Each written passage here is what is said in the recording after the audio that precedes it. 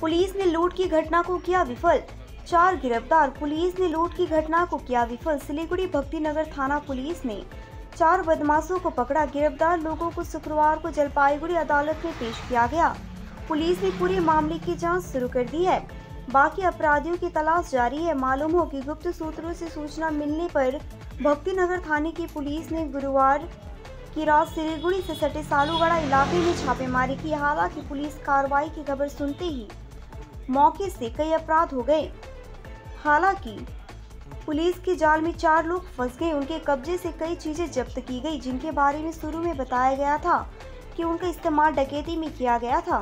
Police सूत्रों के मुताबिक गिरफ्तार लोगों के नाम राहुल छेत्री, सूरज छेत्री, एंटनी सोनार और शिबू रॉय है।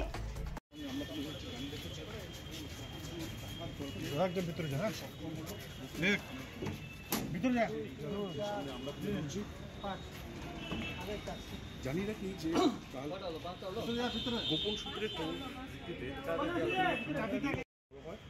সালুগড়া এলাকায় এবং 4 জনকে ধরতে সক্ষম হয় ভক্তিনগর থানা সাদাবস্তির পুলিশ। সেই মুহূর্তে সেই ফুটেজ আপনাদের সামনে আমরা তুলে ধরছি।